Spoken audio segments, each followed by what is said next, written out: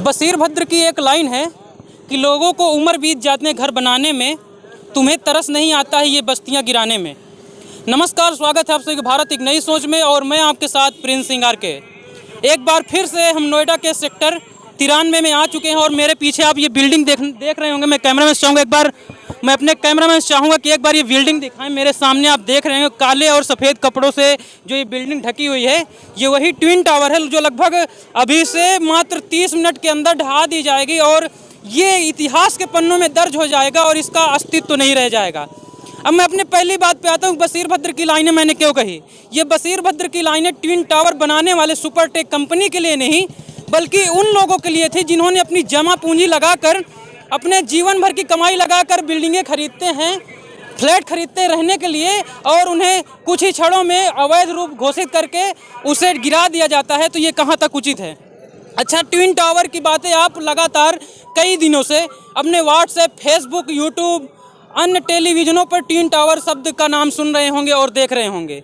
ये twin tower है क्या? मैं अपने कैमरे से चाहूँगा और थोड़ा पीछे हैं और आप लोग को पहले ये दिखा देते हैं कि यहाँ पे काफ़ी हलचल हो रही है और पुलिस भी यहाँ से हटा रही है। मीडिया वालों को कहा जा रहा है थोड़ा और दूर चले जाएं क्योंकि यहाँ पर कुछ भी हो सकता है। और कैमरामैन से चाहूँगा एक बार इधर की तस्वीरें दिखाएं। वो आप दूर की बिल्डिंग पे देख रहे हो, वहाँ पर भी कई पत्रकार मौजूद हैं और कैमरामैन भी मौजूद है जो फुटेज लेंगे और आप तक लाइव टेलीकास्ट करेंगे। और हम पहले मुद्दे पर अपने आते हैं कि बशीर भद्र की लाइनें मैंने उन्होंने किस लिए कही थी। मैंने उन लोगों के लिए कही थी जिन्होंने फ्लैट यहाँ पे ख़रीदा था अपने जीवन की जमा पूंजी लगाकर, लेकिन उन्हें क्या मिल रहा है, उनके जो भवन है ध्वस्त कर रहे हैं। हालांकि उन्हें उसके पैसे दिए जाएंगे, उन्होंने जितना दिया था ब्याज जोड़कर, लेकिन जो उम्मीदें थी वो तो धराशायी हो गई हैं। और बात ट्विन टावर की हो रही, तो इस मुद्दे पर बात करते हैं। ये ट्विन टावर की बात पर यहाँ पर 2004 में Supertech company Delhi Noida authority से बात करती है और यहाँ पर एक आलीशान बिल्डिंग बनाने, सोसाइटी बनाने की बात करती है। तो 2004 में काम शुरू होता है, कई बिल्डिंगें बनती हैं और कानून रूप से जो कि नियम होता है कि यहाँ पर कितने बिल्डिंग होंगे, कितनी इमारतें होंगी, उसी हिसाब से कार्य चलता है। लेकिन 2009 में एक नया मोड़ आता है और यहाँ पर नोएडा अथॉरिटी से बात करके यहाँ पर लगभग 39 मंजिला इमारत खड़ी करने का प्रोजेक्ट लाया जाता है। जबकि यहाँ पे जो पहले से लोग रहते थे और सोसाइटी में लोग रहते थे, उन्हें यह कहकर ये यहाँ पे फ्लैट दिए गए थे कि ये जो पार्क है जहाँ पे ये ट्विन टावर बन रहा है वो एक ग्रीन एरिया होगा, पार्क होगा और उसमें आपके बच्चे खेलेंगे, गाड़ी खड़ी करने की जगह होगी। लेकिन बाद में पता चलता है कि इतनी बड़ी इमारत खड़ी की जा रही है। जब आसपास के लोगों को पता चलता है कि यहाँ पर इतनी बड़ी इमारत खड़ी की जा रही है, तो वे लोग कोर्ट का दरवाज़ा खटखटाते हैं। वहाँ से भी कुछ नहीं होता तो फिर हाई कोर्ट जब जाते हैं, तो हाई कोर्ट में क्या होता है कि इस मुद्दे को जब लेकर जाते हैं, 2014 में एक नया मोड़ आता है और हाई कोर्ट की तरफ से आदेश दिया जाता है कि इस टावर को ढहा दिया जाए।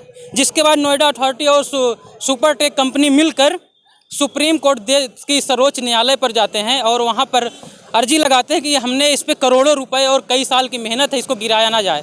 जब वहाँ सुप्रीम कोर्ट इसका जांच करवाती है तो पता चलता है कि ये अवैध रूप से बनाया गया है और इसे ढहा दिया जाए। लगभग 3 बार इसके लिए सुप्रीम कोर्ट कह चुकी थी कि इस बिल्डिंग को गिरा दिया जाए। लगभग 1 से 2 साल हो गए हैं, लेकिन जब सुपरटेक इस पर ध्यान नहीं दे रहा था, तो अंत में तीसरी बार इसको सुप्रीम कोर्ट ने जब फटकार लगाई बिल्डरों को जो सुपरटेक के थे, तो उनके द्वारा ये बिल्डिंग गिराई जा रही है। आप लोग बता दें कि ये जो बिल्डिंग गिराई जा रही है, इसके लिए विदेशों से भी जो इंजीनियर होते हैं उन्हें बुलाया गया है। और आप लोग को अभी की जानकारी जो दें कि इस कम से कम 500 मीटर और 1 किलोमीटर के दायरे में लोगों को हटाना शुरू कर दिया गया और अभी से आधे घंटे बाद ये बिल्डिंग ढहा दी जाएगी। और अंदर जाने की जिन्हें अनुमति होगी, केवल 6 लोग को जाने की अनुमति होगी, जिसमें से 5 विस्फोट करने वाले इंजीनियर होंगे और एक पुलिसकर्मी को अंदर जाने की अनुमति होगी। बाकी आसपास की जितनी बिल्डिंग में लोग रहते हैं उन्हें वहाँ से हटा दिया गया तत्काल प्रभाव के लिए और लगभग 5 घंटे के बाद ही वहाँ पर लोगों को छोड़ा जाएगा। और अभी से लगभग आधे घंटे के बाद लगभग 2:30 बजे ये बिल्डिंग ढहा दी जाएगी महज 12 सेकेंड में।